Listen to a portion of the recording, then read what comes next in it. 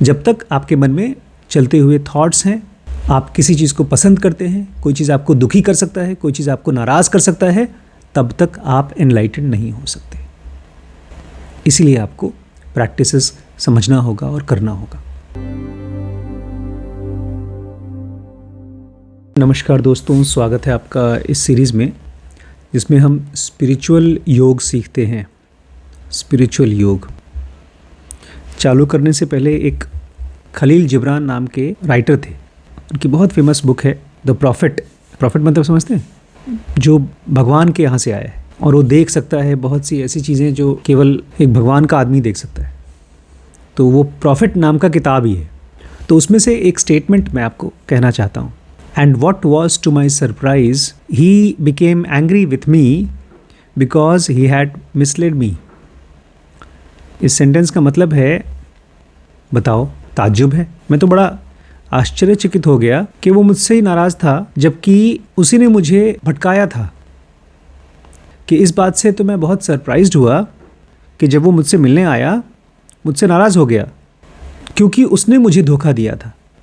इसको समझने के लिए ऐसे करिए, एक तो हो गया मैं, एक हो गया आप। आप हो गए एक बहुत बड़े आदमी और मैं आपसे मिलने आ रहा हूँ और आपको मैंने फ़ोन किया, रास्ता बताइए, और मैं खड़ा हूँ यहाँ से करीब 1 किलोमीटर दूर।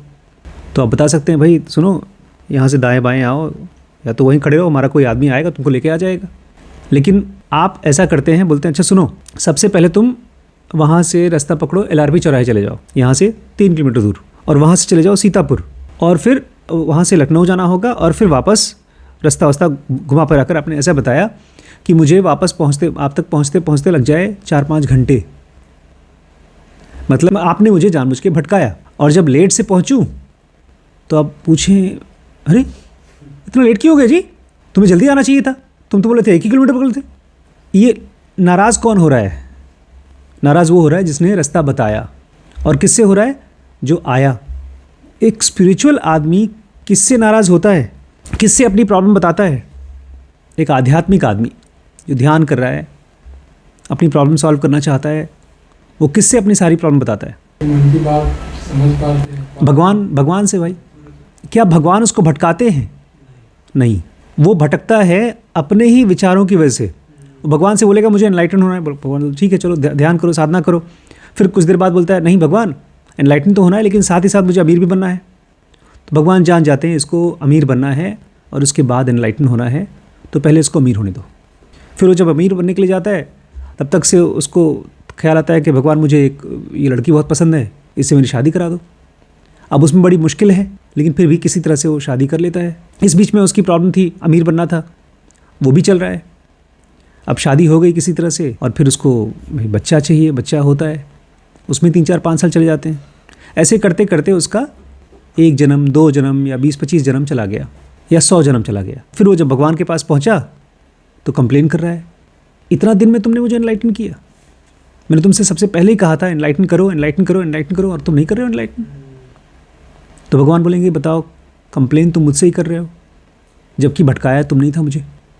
ये कहानी इसलिए बड़ी इंपॉर्टेंट है क्योंकि जब भी हम किसी से कुछ मांगते हैं, ख़ासतौर से भगवान से कुछ मांगते हैं या किसी से भी कुछ मांगते हैं, तो उसमें सबसे इम्पॉर्टेंट होता है मांगने वाला। वो या तो भिखारी होता है या राजा होता है। समझदार मांगने वाला वो होता है जो एक सरेंडर्ड की स्टेट में होता है। जब से मेरे लाइफ में ये योग आया है, मुझे याद नहीं आता कि मैंने भगवान से कुछ मांगा हो।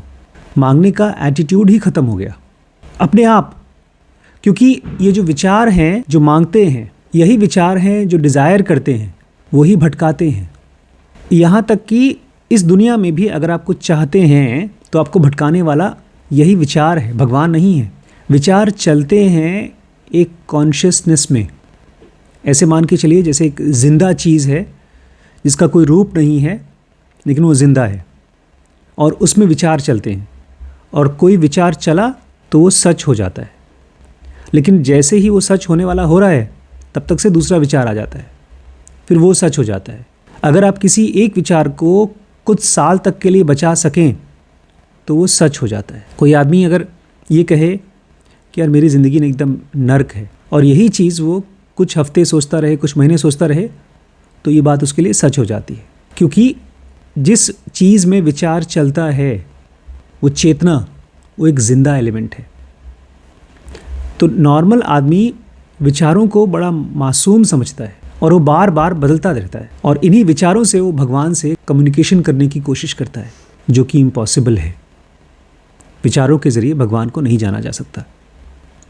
तो ये भगवान कह रहे हैं, अरे यार तुम नाराज़ हो, मैं तुम्हारे पास लेट से आया, जबकि लेट तो तुमने नहीं किया था, भटकाया तुमने था मुझे, तुम ही मुझे टाल रहे थे, बाद में आओ, बाद में आओ, बाद में आओ। इस पूरी सीरीज़ में ढेर सारी प्रैक्टिसेस और मेथड्स सीखेंगे आप। इस स्पिरिचुअल योग में ढेरों प्रैक्टिसेस और मेथड सीखेंगे। लेकिन एक बात को मैं चाहता हूँ आप शुरू से समझ जाएं, कोई भी प्रैक्टिस या कोई भी मेथड आपको एनलाइटेंड नहीं बनाता। अभी हमारे पास जो है उसको बोलते हैं बहुत छोटी सी चेतना।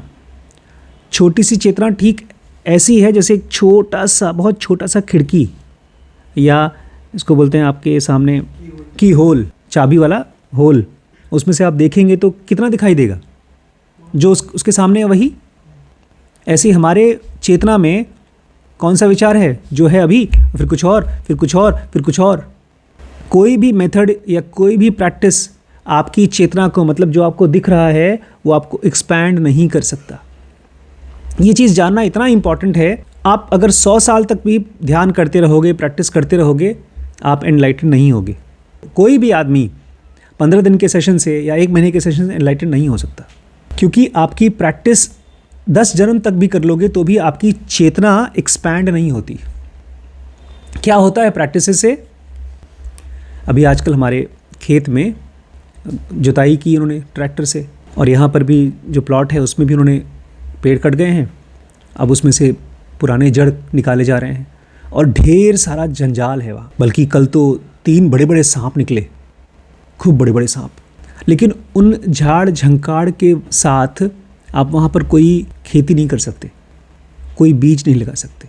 तो जो आप प्रैक्टिसेस और मेथड्स यहाँ सीखेंगे वो केवल ज़मीन को तैयार करना होगा। ठीक वैसे जैसे एक किसान बीज बोने से पहले खेत को जोतता है, तैयार करता है। आज अगर हम लोग ढेर सारा यहाँ पर बीज फेंक दें अपने प्लॉट्स में, जहाँ पर पेड़ कटा है या जहाँ पर झाड़ है, वहाँ पर कोई पौधा नहीं उगेगा। यही हाल हम लोगों का होता है। हमारे ब्रेन में ढेर सारे होते हैं थॉट्स और ढेर सारी बेवकूफ़ियाँ होती हैं, जिसका नाम है इमोशंस। मैं इमोशंस को बेवकूफ़ियाँ बोल रहा हूँ क्योंकि वो बस आते हैं। कोई चीज़ देखा, आपको अच्छा लगा, कोई चीज़ देखा, आपको ख़राब लगा, वो सही नहीं होता। और उन्हीं इमोशंस और उन्हीं थॉट्स के झंझाल में हम बीज लगाते हैं, आध्यात्मिक बीज, कि हमको एनलाइटन होना है, भगवान से मिलना है, गुरु बनना है। अभी आजकल जब से मैं बोल रहा हूँ ना लोगों को कि आप लोग मेरे साथ ज़ेनोगी बन सकते हैं और पूरी दुनिया को सिखा सकते हैं, सैकड़ों लोग मुझे मैसेज कर रहे हैं कि ठीक है, अब हमको ज़ेनोगी बना दीजिए। उनको ध्यान नहीं जानना है, एनलाइटमेंट नहीं समझना है, सीधे गुरु बनना है। तो जैसे एक जंगल में जहाँ ढेर सारी झाड़ियाँ हैं, सांप हैं, बिच्छू हैं, गार्डन नहीं बना सकते, ऐसे ही एक माइंड में जहाँ पर ढेर सारे थॉट्स का जंगल है, आप उसको एनलाइटन नहीं कर सकते। ये चीज़ मुझे नहीं मालूम थी। मैं वहाँ पर ध्यान कर रहा था, खूब मेडिटेशन कर रहा था, और वहीं पर एक लड़की थी, मुझे पसंद भी आ गई थी। बातचीत करते थे खूब हम लोग। भाई स्पिरिचुअल थे, कोई ऐसा नहीं था कि हम लोग किसी का हाथ वाथ छू रहे हैं, किसी को किस विस कर रहे हैं, कुछ नहीं था। But purely platonic relationship. Platonic समझते हैं? जहाँ पर आप भाई बहन नहीं होते, लेकिन आप गर्लफ्रेंड बॉयफ्रेंड भी नहीं होते, आप दोस्त होते, आप एक दूसरे से अपने विचारों को शेयर करते हैं। लेकिन मुझे याद है उस पूरे 15 दिन में सबसे ज़्यादा मैंने उस लड़की के साथ बात किया। उसके बाद भी जब मैं वापस बम्बई आया, ये किसी चेन्नई में के किसी शहर में था, वापस आया तो मेरी उससे लड़की से बहुत लंबी दोस्ती रही। फिर वो दोस्ती बाद में ख़त्म हो गई। वो दोस्ती क्यों हुई? क्योंकि एक वासना थी, एक विचार था, एक इमोशन था। मैं उसी इमोशन वाले में, ब्रेन में क्या लगाने की कोशिश कर रहा हूँ? एनलाइटमेंट का बीज। ये चीज़ ध्यान रखिएगा आप लोग कि जब भी आप यहाँ पर आंख बंद करके अपने सांस पे ध्यान दे रहे हैं, कभी कभी किया करिए। आप यहाँ पर ध्यान सीखने आए हैं, सुबह उठ करके या शाम को, जब भी आपको टाइम मिले, रात को सोते समय ही सही, अपने बिस्तर पे बैठ गए और अपनी सांस को महसूस करिए, ऊपर जा रहा है, नीचे आ रहा है। अभी मैं आपको एक सेशन दूंगा, प्राणायाम के ऊपर सेशन दूंगा, तो आपको समझ में आ जाएगा क्या कैसे करते हैं। तो वो चीज़ करेगा क्या? आपका दिन भर का या पिछले 1 हफ्ते का झाड़ को कम करेगा। ये बेसिक चीज़ जिसको नहीं समझ में आता वो खूब खूब खूब ध्यान करेगा, खूब प्रार्थना करेगा, लेकिन उसकी लाइफ में कोई इंप्रूवमेंट नहीं होगा। ये ऐसे ही हुआ जैसे कोई आदमी दवाई खाए, लेकिन दवाई पॉलीथीन में बंद है, उसने खा लिया और पॉटी में से निकल गया, दवाई बॉडी में गया ही नहीं। आज की क्लास का यही लेसन है, विचारों और इमोशंस के भीड़ के साथ आप एनलाइटन नहीं हो सकते। इसीलिए आपको ढेर सारी प्रैक्टिसेस चाहिए। जब तक आपके मन में चलते हुए थॉट्स हैं, आप किसी चीज़ को पसंद करते हैं, कोई चीज़ आपको दुखी कर सकता है, कोई चीज़ आपको नाराज़ कर सकता है, तब तक आप एनलाइटन नहीं हो सकते। इसीलिए आपको प्रैक्टिसेस समझना होगा और करना होगा। अगर भगवान के लिए भी आपके अंदर में बहुत स्ट्रांग इमोशन है, तब भी आप एनलाइटन नहीं हो सकते, क्योंकि वो इमोशन भगवान के लिए नहीं है, वो इमोशन भगवान के इमेज के लिए है, उनके रूप के लिए है। प्लस एक इमेज हमारी खुद की है एनलाइटनमेंट की, कि वो नहीं हो रहा है, वो नहीं होता तो हम दुखी होते हैं, नाराज़ होते हैं। तो जितने भी इमोशंस हैं वो सब जंगल हैं। आज की क्लास का पर्पस समझे, कोई आपको भटका नहीं रहा है। आपके थॉट्स और आपके इमोशंस जब तक रहेंगे तब तक आपको प्रैक्टिस समझनी है और करती रहनी पड़ेगी, चाहे आप अपने गुरु के पास हैं चाहे कहीं और हैं। कोई शॉर्टकट नहीं है, क्योंकि वो थॉट्स दिमाग में ऐसे बन रहे हैं, वो इमोशंस दिमाग में ऐसे बन रहे हैं जैसे खाली ज़मीन पर जंगल, वो बनेगा ही बनेगा। मिट्टी का नेचर है कि वहाँ पर कुछ न कुछ उगेगा। अगर उग रहा है इसका मतलब वो उपजाऊ मिट्टी है। आपके अंदर एनलाइटमेंट हो सकता है, आप जिंदा चीज़ हैं। मिट्टी जिंदा चीज़ है ना, मिट्टी डेड नहीं होती।